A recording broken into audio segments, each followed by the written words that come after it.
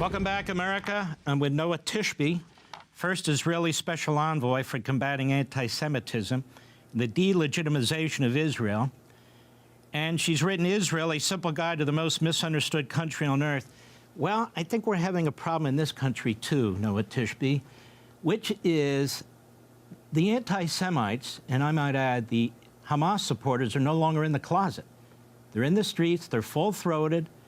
They're saying horrific things about obliterating Jews. They're saying horrific things about the state of Israel. You've been watching this for decades. What's your take on this? My take is that I'm very pleased to some extent that a lot of people in America are waking up to this cancer that has been around in our universities and colleges for way too long. We have been saying for years that the new anti-Semitism is simply anti-Zionism. We've been saying for years that Israel had turned into the Jew of the world, and people are going to use Israel as an excuse for Jew hatred. What we're seeing right now is everything is coming out to the surface. I really hope that there's going to be able to be a change around this, because I know a lot of people are shocked by this.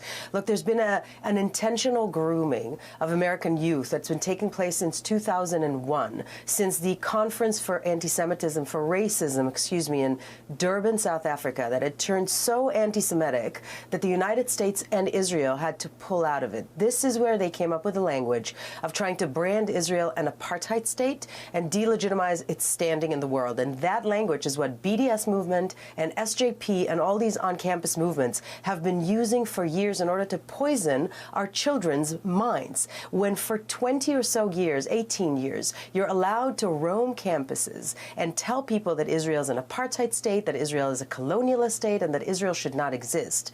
When you dehumanize and vilify and demonize Israel so long, that's what causes a reaction that when the greatest slaughter on Jewish people happened since the Holocaust, in one day on October 7th, people in America, young people in America, turn around and go, yeah, but Israel kind of deserves this. This is nothing but anti-Semitism. It's Jew hatred. It's racism. It's the oldest form of hate and discrimination that is still being practiced today. And I really hope that people understand now that anti-Semitism and anti-Zionism are one and the same and are going to act to do something about it. I strongly believe that the movements like BDS and SJP should be outlawed from every college and every university in America. We're not going to allow KKK to roam free on campus, right? From the river to the sea, Palestine will be free is a call for Jewish slaughter. That's what it is, and it needs to be outlawed. Enough with that. Are you concerned with the American media, the New York Times, which seem to have individuals who write for them or speak for them who are very sympathetic to this Hamas terrorist ideology? Or am I missing something? Well, personally, I'm grateful for the New York Times, because on Thursday they ran a beautiful feature about me, and I'm very pleased with it. Finally, they're covering the right side of the story, which is great. I'm very pleased. No, I really am very grateful. And I'm grateful because a lot of people are finally listening. There has been an anti-Israel bias in the media for so many years. Look, we've been calling about this forever. So there'd be a terror attack on Israel or a missile launched on Israel, and the headlines all over the world would be Israel attacks in Gaza. So this bias is something that is not new. And I really hope that right now, with this barbaric slaughter on October 7th, and with the fact that the IDF is showing this 47 minutes film of horror by Hamas, a lot of media outlets are realizing the type of devil we're dealing with. And that type of devil needs to be stopped. And let me say one more thing. These are all tentacles of Iran. Hamas is a tentacle of Iran, albeit Sunni and not Shiite, but still, they're sponsoring them.